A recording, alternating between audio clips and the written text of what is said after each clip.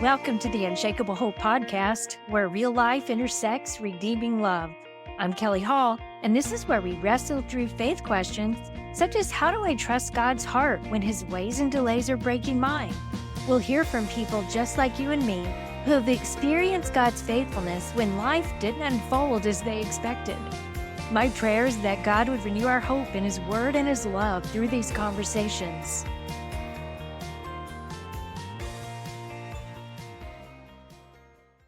Hey friends, as I mentioned in the intro of the last podcast, I just want you to know I'm praying for all of those who might be walking through this Christmas season with heartache and loss, just realizing that Christmas doesn't look at all like what you expected and what you hoped.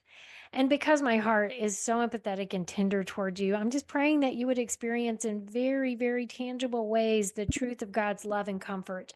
Almost 4 decades ago, I remember being heartbroken, but then blown away by the precious truth that joy and grief truly can reside side by side in the same heart. That's what we experience when God's love gets poured into our hearts in those times of heartache. In the show notes, I'm going to leave the names of a couple of books that have brought comfort to me. And just one more thing before I introduce my guest, I'm taking 3 weeks off over Christmas. So you can catch up with some of the podcast episodes you might have missed. But also, I put together a collection of some of the most listened to podcasts on Spotify. You can just scroll through there and see what you might be interested in. It's titled Unshakable Hope Podcast Highlights 2024. And I will link to that in the show notes as well. So now I want to introduce today's topic. So many of us walk around with wounds from our childhood that we don't even know are there until we start noticing certain unhealthy responses to people or circumstances that don't really seem to make sense. My friend Sarah Fox is going to be talking to us about how the loss of growing up without a dad played out in her life and marriage. And then we're also going to talk about the ways God rescued her heart in the long waits in their foster adoption process. She's somebody who has honestly wrestled with the Lord through some hard faith questions. And because of that, she has found deeper peace in God. She's a graduate of Biola University. She's a great Bible teacher, mom of 4 children. Her husband, Kyle, is the lead pastor at our church. And both of them served as missionaries in Uganda for several years early on in their marriage. I love being in Bible study with Sarah because she enjoys getting curious with the Lord. She always asks the best questions, and she's okay with not having all the answers and simply resting in the mysteries of God. So, Sarah, I'm so glad you're here. Thanks for joining me. Yeah, Kelly, it's always a delight to talk with you. So I'm happy that we can do that again. And hopefully the Lord might use it for an encouragement for others that get to hear that. So it's wonderful to chat with you today. Well, I'm wondering if you could tell us a little bit more about your family and one other thing. Can you also add your favorite way to cultivate joy? I don't know where to start with my family or where the joy is cultivated, but I think the first thing that comes to my mind where joy is cultivated is contentment. And I always think of Philippians 4 when I think about contentment and how the end of the letter finishes. In 4 verse 12, it says, I know how to be brought low and I know how to abound in any and every circumstance. I have learned the secret of facing plenty and hunger, abundance and need. I can do all things through him who strengthens me. And I think that we take that verse 13 about we can do all things in him who strengthens me. But I specifically have the Spirit remind me that I can be content in every situation and use that verse in that way because I have the Lord. And so if we are content knowing that we're not alone and content knowing that we have the Lord, then the joy always, I had a professor tell me the joy comes in the back door as we're pursuing the Lord. It doesn't, I love that. if we pursue joy, it doesn't always come. But if we pursue the Lord and rest in him bringing contentment to us, the joy comes in the back door. So that's what I think of when I think of how to pursue joy and how joy comes. Yeah, that's so good. I just want to paraphrase instead of pursuing joy, focus on pursuing the Lord, and then we'll discover that the joy comes in the back door. Love that because we can't do it without him. He's our focus. He's our joy. He's our everything. Yeah. Yeah, certainly. Okay, tell us about your family now. Okay. So I grew up in a single parent family. My mom was pregnant with me, and then my dad passed away in August of 86, and then I was born in December of 86. So you can do the math on my age, Right. but I don't mind being 37 right now. So I have an older sister who is almost 2 years older than I am. And my dad was diagnosed with cancer. And then from his diagnosis, he had a lot of health issues. Prior to that, they were trying to figure out what was going on with him. And he had a brain tumor right near his pituitary gland. So he went through radiation and chemotherapy pretty aggressively. And 6 weeks from the diagnosis, he passed away with actually from a pulmonary embolism. He got a blood clot going through all this chemo and radiation, and that took Wow. him instantly. So then my mom was left with like an 18-month-old girl and then being pregnant with me. She is an amazing woman who fought to trust the Lord through it all. She failed at times, she'll tell you, but she did fight to remain trusting of the Lord, and He held her. He kept us all. So we grew up in Southern I'm going to California. interrupt you for just a minute. I cannot imagine being pregnant and then having to go through labor and welcome a baby into a home having just lost your husband. That I just can't even imagine all the emotions associated with that. I hear you. I thought about it with each of my kids when they were young, thinking and being pregnant and thinking about that, and often telling my mom, "I don't know how you did this. I can't even imagine."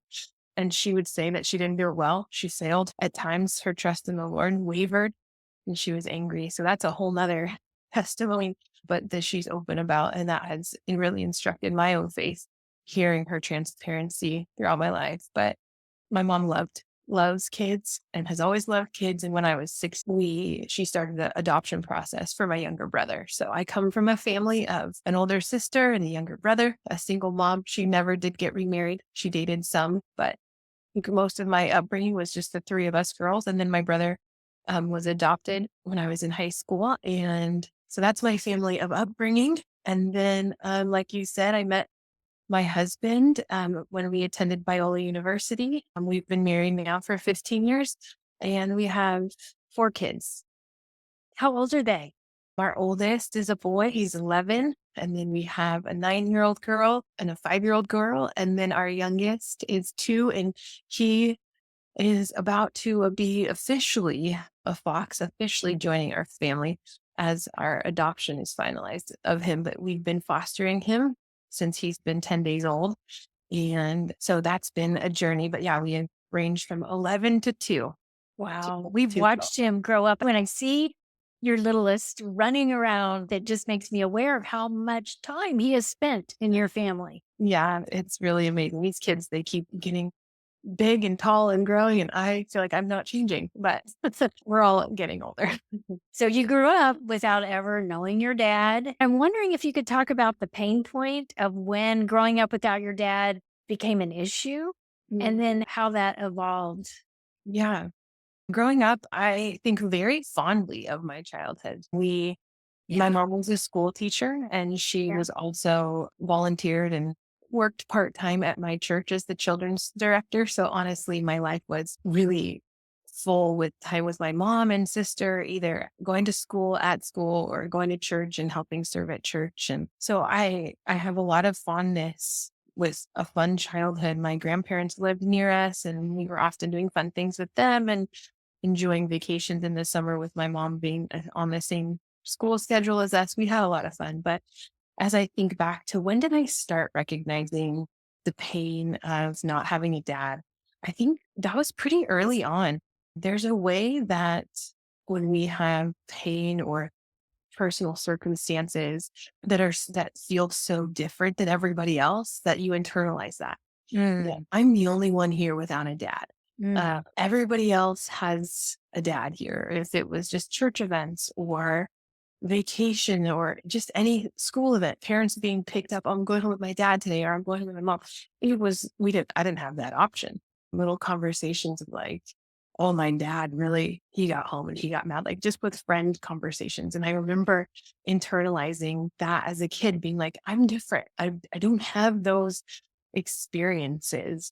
I'm wondering if there was a sense of feeling isolated from your friends because of that or no? Yeah, well, misunderstood. Yeah. People. people, I remember learning, like, there's different points in my childhood. I remember one time there was a girl, one of our words, you learn vocabulary words. One Yeah. of the words was a widow. And we learned the word widow. And someone was like, what? We were like, oh, it's a woman who's lost their husband. And I said, oh, my mom's a widow. And she's like, no, your mom can't be a widow. Like, you didn't. So then you're like defending. No, my mom is a widow. My dad died. And I was, in grade school. I remember getting teary, just having this little encounter with this Wow. girl. And the teacher kind of picking up on it and being like aware. But little conversations like that. I remember in sixth grade, we were learning about poetry and we had to write a poem that evoked emotion was the requirements. And, I don't think I was overly focused on the grief of my dad Yeah. not being there, but I wrote a poem about not having a dad. And I turn it in and my teacher just is crying, like, Sarah, coming and talk to me. She like emailed my mom, Sarah wrote this. So before I came home, my mom was just aware of this poem that I had written that just talked about the sadness of not having a dad. And I don't know, there was this weird thing of like, yes, it's grievous, but at the same time, Sarah didn't know her dad. So how do you grieve someone you never knew? Mm. But it's the grief of just not having. I think there's so many times we have grief. There's grief that we face as humans of just not having or Yeah. um so those were some things that came to my mind over my upbringing. Yeah, it's so interesting. How could you grieve someone you never knew? But my friend who is a psychologist, she's a counselor, Dr. Tammy Smith, and she's done a lot of work with soul work. She's written 12 books about soul work and talks about the wounds we could experience in childhood. And whether it's an absent parent or emotionally distant parent or whatever, but we Mhm. have these needs inside, we have longings that need to be fulfilled, and they're fulfilled through relationships that are expected in our development. And so it will be a loss no Yeah. matter how it plays out. Yeah. Yeah. I think when I was talking about grade school and how it began and then further in junior high, I mean, I grew up going to church and so I'd go to summer camps. And I remember one time there was a speaker that was just talking about God as your father. And I remember getting angry about that. Like, kind of cognitively know that, but I would still see, well, my mom's still a school teacher. She's working to make ends meet. We have just some financial things that are hard. I can't do all the things or have all the things that some of my friends had. I would just be like, it's because I don't have a dad. It could have been for many reasons, but in the Yeah. way I internalized it was that way. And so I think it shaped me in my adolescent years and even in I had well-meaning people in my life. I had a grandpa that was really present. My mom has two brothers that we would do vacations with. And I think looking back on my childhood, they were definitely aware that, my sister and I didn't have a dad in the home and they desired to be good examples of good men. And they were and kind and caring to us. So the Lord used that. But there was also this wrestle, like, Lord, you could have allowed my dad to die, allowed my dad to live. You could have kept me from that pain and loss or so it's just interesting how that played a huge role in my story and how the Lord taught me about himself and kept asking me to commit to him over the years. So when Kyle and I got married, we had done premarital counseling and we had processed. I mean, we were even open about the fact that I didn't have a dad and different things in our engagement that came up so that we could talk about it. But still, once you get into marriage, there's still things that you don't foresee and arguments that don't think that you'll have. And what was interesting to me early on was I had made some judgments about men because I didn't have a relationship, a closer relationship with an earthly father. I made some presuppositions about men or my uncles or my grandpa or other friends, dads that I saw. And there was sort of this, I think one of those judgments was I had this fear of upsetting. Like, I don't want to make Kyle mad because he Mm. might, what will he do when he gets mad? I think I have a couple memories of like something happened. One of my cousins did something and my uncle got upset. And I just was like, what's he going to do? I don't know. Not that Wow. he did anything outlandish or uncalled for, but it was just a difference of like, there's a man getting mad, and I haven't experienced a man getting mad necessarily towards me in any way. Yeah. And so there was this uncertainty. So if Kyle got upset, very normal thing, humans do Yeah. for Yeah. I would be like a little paralyzed with uncertain about what, you know, he was going to do, how to resolve that, even though I think communication and resolving conflict was fine. Early on in our marriage, I brought in some judgments about what he would do when he got upset, judgments that I didn't fully understand about sex or sexuality. Just because I didn't have a dad, I made judgments about men, and then I put them on Kyle. Mm. And he had to be like, hey, you can learn me rather than carrying these judgments about men and put them on me, if that makes sense. Oh, that does. I love the way he said that. Learn me and let go of Yeah. your presuppositions. Yeah. Certain. Yeah. So that was a big deal. And then another way that it affected me was every time Kyle left for a trip or just a long season of, going to work, oh man, I could daydream that he's going to get in a car accident and die and I'm going to be left alone. What Yeah. would I do? How would I do that? Like that thought was so pervasive and it can still crop up in my brain. What am I going to do if I become that widow? What am I going to do? How am I going to raise those kids, these wonderful kids that I have? Because if God took my dad and he allowed my dad to die, couldn't he also allow my husband to die? So Right. those are the two big things that come to my mind about how not having a dad affected my marriage.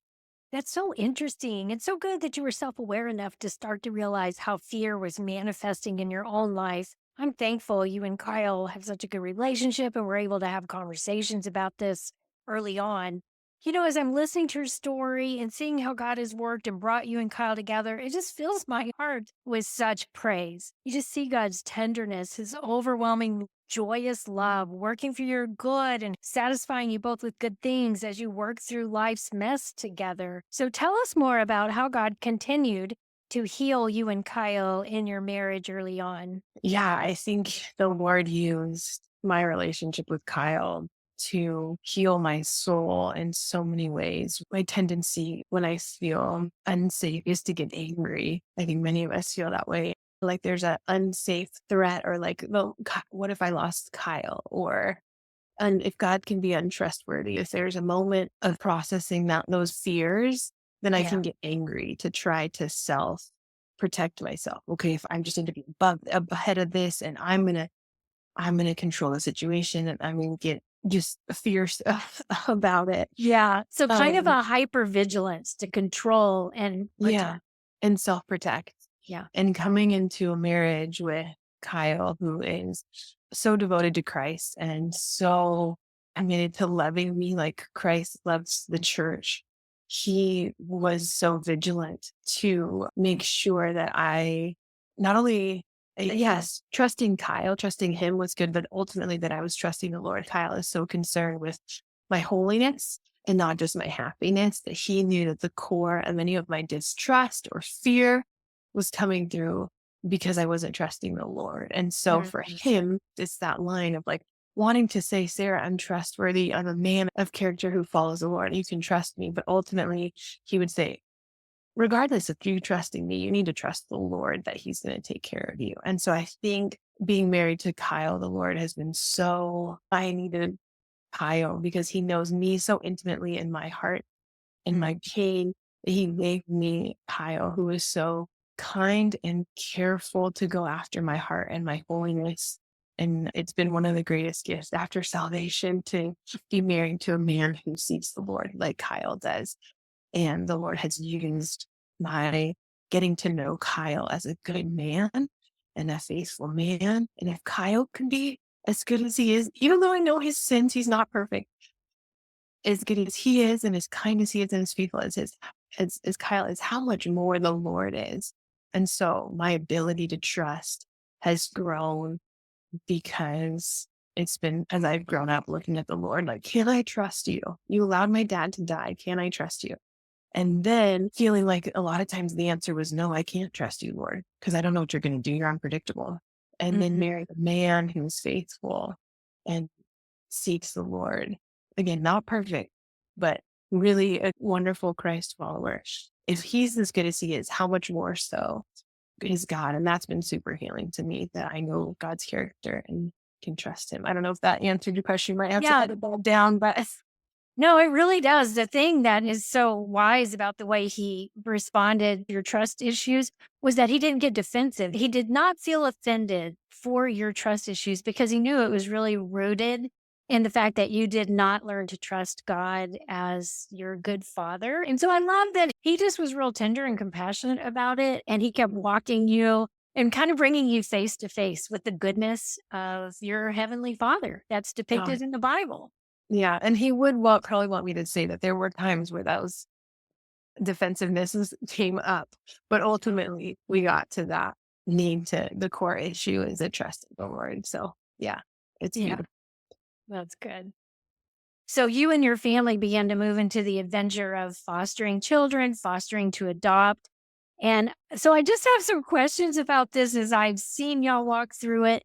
I can just imagine the challenge of how do you keep your heart open to loving this child really well and yet be prepared for the possible loss of this child who is not yet promised to grow up in your family. And then at the same time, you're trying to mentor and help your children walk through that same process. So, how did you and Kyle navigate that? I'm so curious. Yeah. Well, I think I've gotten to the point in my adulthood that I've been able to say, thank you, Lord, that you did allow me to grow up in a single parent home so that I can know things about God and his character, or I wouldn't have learned in the same way, maybe. And so I remember thinking when we were in Uganda, a lot of the opportunities the Lord opened up for me was with single moms. And one day was like, man, why do I keep being drawn to all these single moms? And I was like, because I understand them a little bit better and I Yeah. understand the struggles. And it was a joy that I was able to, that was the first time that I was like, thank you, Lord, for giving me this knowledge. I'm so glad that I can come alongside these women. And in the similar way, one of the things that might be dysfunctional, but I think about like I don't know if you know the kids program Daniel Tiger. It's based off of Mr. Rogers' Neighborhood, and it's had these little catchy songs about life lessons and things like that to help kids cope through hard things and legitimize their feelings. And so there's this one song that they sing about. It's called Grown Ups Come Back. It's about this little kid who's got to leave their parents and they're sad. And so they're like, hey, don't worry about it. The truth is, grown ups come back. And so it's this Daniel Tiger song. I hear that song when, my kid watched that show. And I was like, well, it's not every time. Grown ups don't every time come back. Some parents go off and die and they don't come back to their kids. And I don't say that to my kids, but Yeah. that's a thought I have. And so even dropping them off, at the nursery when they were little kids and they struggled with just that, normal toddler separation anxiety, I'd be like, mommy will pick you up at the end of class. And if mommy, but you know that whenever you wait for mommy, Jesus is there. I was not about to like give them a false hope of like, mommy might not come back. And Jesus is there. Like, I would be like, hey, own that back a little bit. Or, they're sad when we drop them off at a babysitter. And I'm like, even if mommy doesn't come back, Jesus is with you. And Kyle's like, they're 3 and we're going out to dinner. I don't think you need to like tell them about life lessons. But in my heart, it's like they're sad and I'm not going to give them a false hope that mommy's always going to come back. But even if mommy doesn't come back, I know 100% that Jesus is with you. So this is like, our oldest is 11 and we hadn't started fostering not 2.5 years ago. So some of the weirdness and the quirkiness that they just have having me as their mom was some of those things of like, hey, grown-ups don't always come back, but Jesus is with you. So I say all that long story to help you understand that it wasn't just like one day we were like, okay, we're going to foster guys and there's going to be kids in here and they might not stay, they might stay. You've had family members who have also fostered. And so my kids have had foster cousins, if you will, come into their lives and then leave and see that from a distance a little bit, but also feel it as these foster cousins had visited. And then we, had to tell them that they didn't stay with their aunt and uncle. And so the way that they've kind of grown up, they've known some of these realities already. So then when we decided to foster, we sat our kids down in their age appropriate ways, just try to communicate to them the hardness of it and the questions that they might have, and just open up a dialogue about what they might feel. Our kids reacted differently. The two older ones who were old enough to process just had different reactions, but they were open to it and they could see that it has been a good thing. They have another cousin who was in the foster care system and then was adopted and is in his permanent home now. So they could see that story and we're excited about that possibility. So they knew from seeing it, but then experiencing it was just something different. I mean, even for my own heart, because we had a placement, first placement was only with us for about a day. And Wow. then they're coming in and you're ready to love them. And then they're gone just as quick as they came. So you try to guard your heart, but then with our now soon to be official son, just trying to prep your heart for that over the last 2.5 years has been so hard. In theory, you can do it. In theory, you're like, okay, I'm just going to love you because you're a kid and that's all you need. You need loving consistency and having uncertainty pop up in the midst of that. Even though we were mentally prepared, my emotions were still responding to the unknown and my emotions were still responding to the potential of him leaving us at different times along those 2.5 years. And the adoption's not done yet. I still don't feel totally at peace that, hey, you're stuck with me, dude. But the uncertainty is hard, even though we prep for it and know it should be fine. Our hearts still react to the potential of loss. And you don't get to control that, or when it comes, it just Yeah. comes. Yeah, and you've really hit on some of the things that when you've lived in the disappointment of a story that can't be rewritten. My dad is not coming back. Okay, that's a story that can't be rewritten, and many of us live in places like that where there's a diagnosis or a disability or an issue. And so you've talked about how it affects you and how you wanted to control things and be hyper vigilant, and then how you learned how to hold the gifts of life a little bit more loosely with the Lord. And that's what you were describing. You were preparing your kid to hold these things loosely, love each other fully, completely. But I know that as you were going through the fostering to adopt journey, it was a long wait. It was more than 2 years of waiting. And Mhm. so each appointment, you never knew if it was going to end or if it was not going to end. So I'm just wondering if there was a truth, a scripture that really anchored you during those times of waiting on the Lord or processing the disappointments? Yeah, I think that one of the practices that has helped me the most is holy lamenting. That I think I learned early because my mom modeled it well. She was always welcoming our grief over not having a dad, if that was a feeling that we felt. And I remember sitting in a church service early on where one of our pastors just put up on the screen all the Psalms that deal with lament. And I was probably not older than 12 at the time. And I just remember scribbling them all down. And then going home was like, and then looking at them as a 12-year-old, just poring Wow. over this. Like, what? I can be mad at God and just sit in it. And like Psalm 88 that have no resolve. That like a lot of the lament Psalms finish with like a song of praise or I will choose to trust you. But there's some Psalms out there like that don't have a resolve that just end. I kept Psalm 88 open. There's no resolve. There's 18 verses of questioning. And the end verse is, you've caused my beloved and my friend to shun me. My companions have become darkness. I am most acquainted with darkness. One of the ways we prayed that psalm when some losses that my son and his wife walked through with the Mm, infertility journey. Darkness is my closest friend when that grief and loss hits you, just in the deepest places of your soul. I mhm, love that psalm does not get wrapped up with a pretty bow. It's like mhm, it like ends in the middle of a conversation. mhm. Yeah, just to sit in it, just Yeah. to sit on in the lamenting, because there's so many things about this world that shouldn't be the way that they are. We're waiting for Jesus to come and redeem fully these things. And so in the midst of, because the Lord led me to those versions early on, I'm always very okay crying out to the Lord and letting him expressing the dark things in my heart. And so Hmm. on that really helped me in the fostering journey to just in the uncertainty and in the injustice, what felt so unfair for this little baby to be subjected to. I was just able to lament, and that was a key practice to get through fostering ups and downs and unknowns. So that was a big thing, and just the other thing, someone said to us, it's okay to feel fear of how your heart's gonna hurt if a child leaves. It's okay to feel that fear.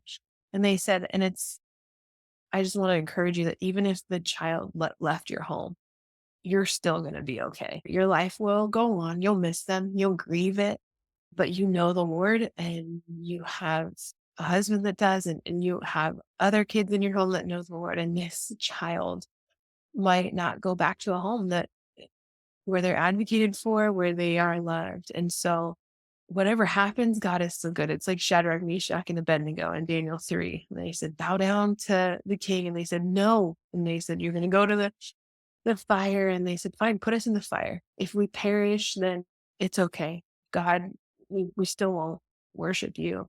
We still will know the character of God. And those are the types of things that grounded me in the midst of the hard road that we walk.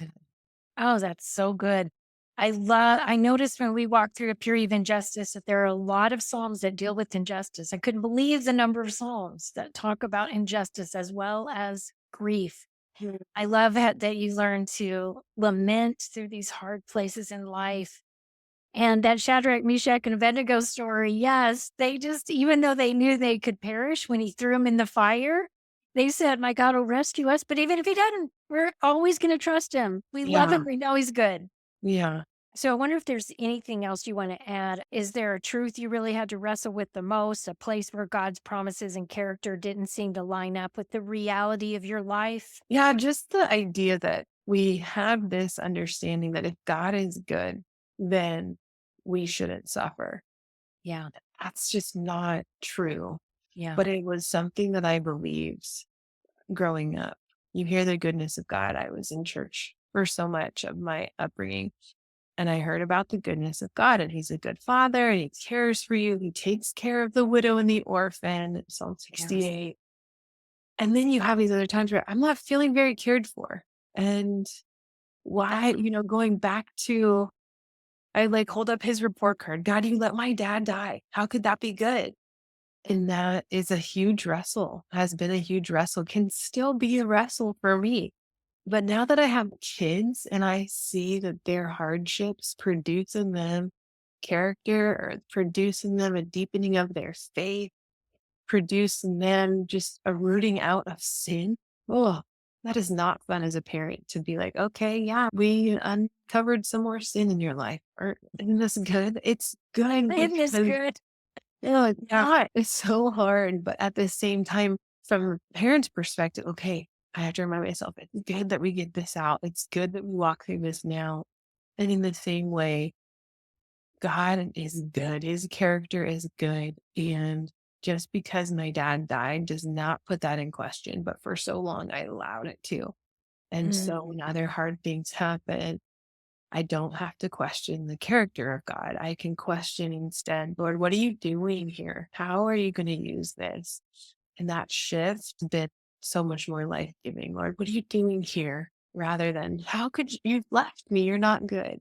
Just the types of questions that we have in hardships.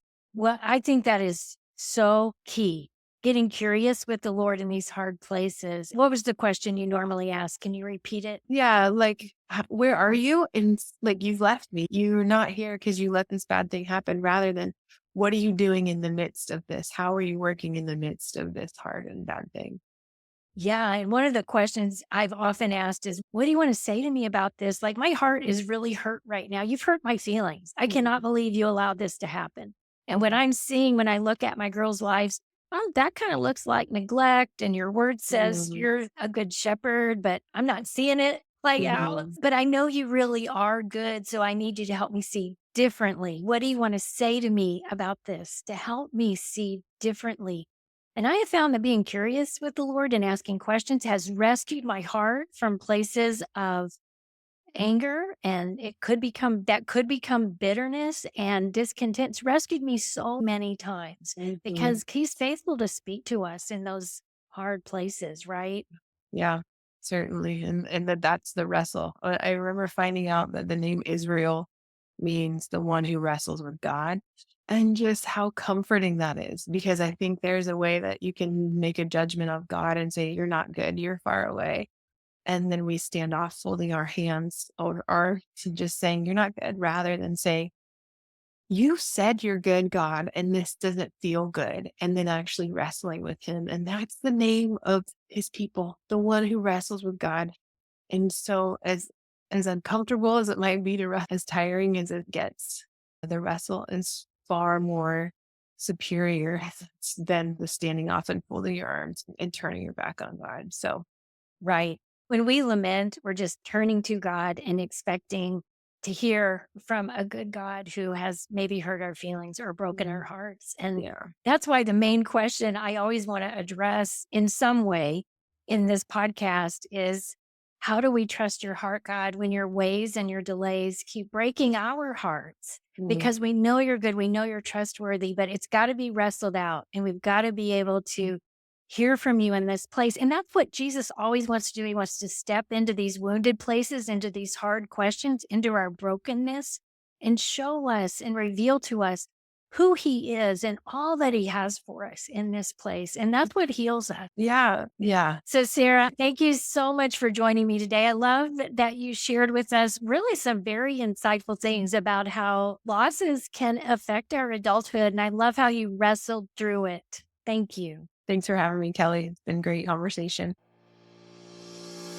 If you were encouraged in your faith today, it'd be great if you'd help get the word out by subscribing, sharing with a friend, or leaving a review. I'd love to hear from you. You can reach out through my website, kellyhall.org, and pick up some free resources while you're there. Thanks for listening to the Unshakable Hope Podcast.